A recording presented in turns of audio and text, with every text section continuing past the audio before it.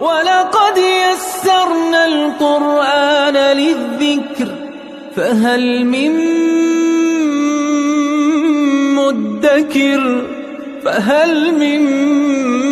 مُّدَّكِرٍ اعوذ باللہ من الشیطان الرجیم بسم اللہ الرحمن الرحیم الحمد للہ رب العالمین وصلی اللہ علی سیدنا و نبینا ابی القاسم المصطفى محمد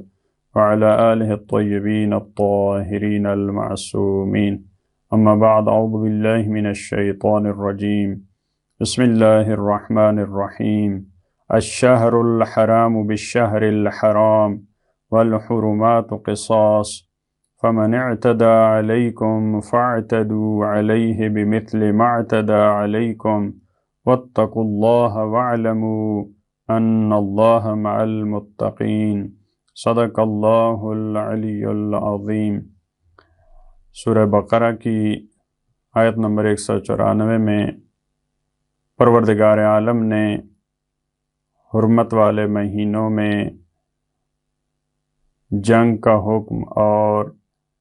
اگر کوئی شخص ان کے تقدس کو پامال کرتا ہے تو اس کے ساتھ رویہ کیا ہونا چاہیے، اس کو بیان کیا، جیسا کہ اس سے پہلے والی آیات اس میں بھی حرمت والے مہینے، حرمت والی جگہیں، ان کے احکامات تھے کہ اگر وہاں پہ کوئی مشرک، کوئی کافر، کوئی دشمن آپ سے اگر قتال کرتا ہے، وہاں پہ فتنہ بپا کرتا ہے تو وہاں کا کیا حکم ہے۔ تو اس آیت میں فرمایا الشہر الحرام بالشہر الحرام، جیسا کہ ہم نے پہلے بھی عرض کیا کہ شہر حرام، حرام یعنی حرمت والا مہینہ، یعنی اس میں بہت ساری چیزیں حرام ہوتی ہیں، اس کی حرمت کو پامال کرنا یہ حرام ہوتا ہے، اس وجہ سے اس کو شہر حرام کہا گیا یا مسجد الحرام کہا گیا۔ اسی وجہ سے جو حرمت والے مہینے قرآن کریم نے 4 مہینے جو بیان کیے اور احادیث میں بیان کیا کہ وہ کون سے 4 مہینے ہیں، ان کو شہر حرام کہا جاتا ہے، جن میں سے ایک ذی الحج ہے۔ تو یہاں پہ بیان فرمایا کہ اگر کوئی حرمت والے مہینے کی، چاہے وہ ذی الحج ہے، چاہے وہ دوسرے مہینوں میں سے کوئی مہینہ ہے، جو شخص حرمت والے مہینے کی حرمت کو پامال کرتا ہے تو اس کے بدلے میں آپ بھی اس سے انتقام لے سکتے ہیں۔ یہاں پہ یہ جو فرمایا الشہر الحرام بالشہر الحرام، حرمت والے مہینے کے بدلے میں حرمت والا مہینہ، اس سے یہ مراد نہیں ہے، اور اس کا یہ لفظی ترجمہ اس طرح سے نہیں ہے کہ حرمت والے بدلے کے مہینے میں حرمت والا مہینہ، یعنی حرمت والے مہینے میں اگر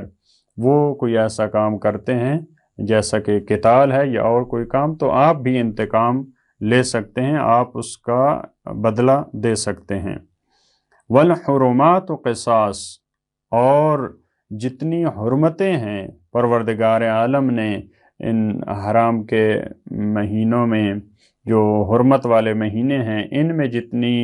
چیزوں سے منع کیا ہے یا مسجد الحرام ہے اس کے اپنے آداب ہیں، ان کی حرمتوں کو جو بھی پامال کرتا ہے اس کا قصاص ہے، یعنی اس کی سزا ہے۔ جیسا کہ وہاں جنگ کرنے کا کہا ہے، اگر وہ آپ سے جنگ کرتے ہیں تو یہ قصاص ہے کہ آپ بھی اس سے جنگ کریں، اور اگر وہ وہاں پہ فتنہ بپا کرتے ہیں تو آپ اس کے فتنے کو ختم کریں، اس کو قصاص کہا جاتا ہے۔ تو جو اس کی توہین کرتا ہے، جو حرمت کو پامال کرتا ہے، وہ چیزیں، وہ جگہیں، وہ مہینے جن کی تعظیم واجب ہے، جو شعائر اللہ میں سے ہیں، جو شخص ان کی حرمت کو پامال کرتا ہے تو اس کی سزا ہے۔ والحرمات قصاص فمن اعتدى علیکم، اور اگر کوئی شخص تجاوز کرتا ہے تم پر، اعتداء کرتا ہے، تم نے کوئی ان کے ساتھ ظلم اور زیادتی نہیں کی،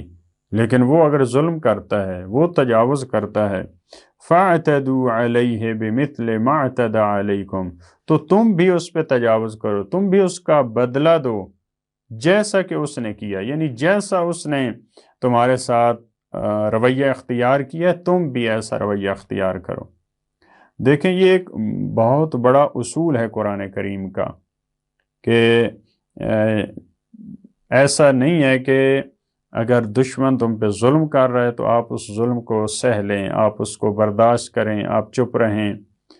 اگر وہ ظلم کر رہا ہے تو اس کا بدلہ اور اس کا جواب یہی ہے کہ تم بھی جوابی کارروائی کرو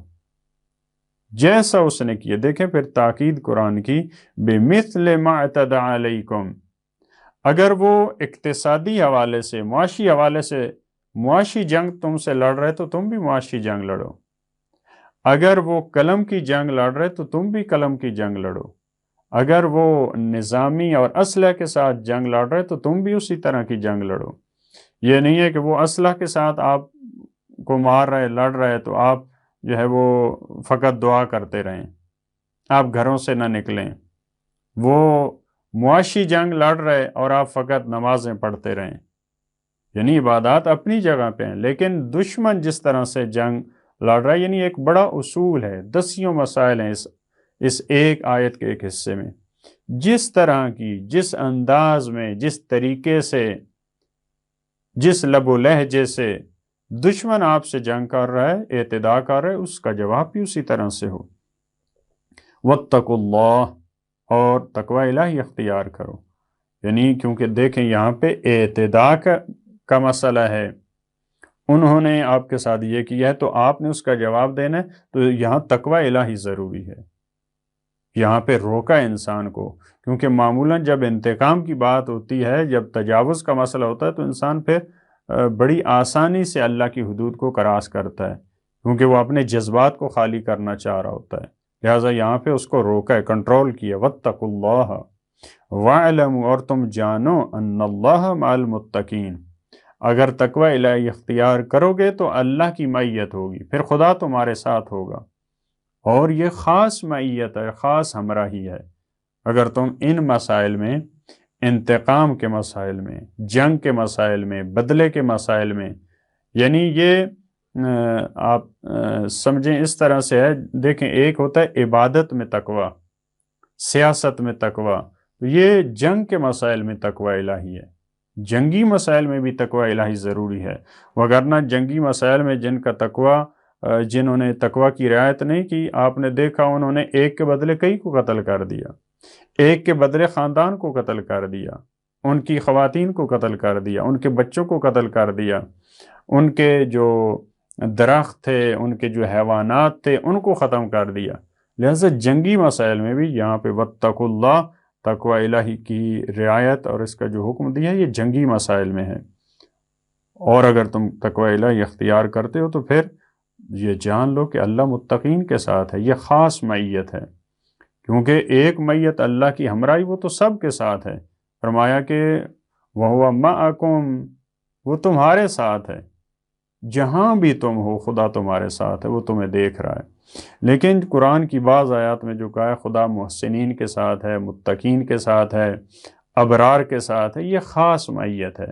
یعنی خدا تمہارا خیال رکھے ہے۔ وَأَنفِقُوا فِي سَبِيلِ اللَّهِ، اور اللہ کی راہ میں خرچ کرو۔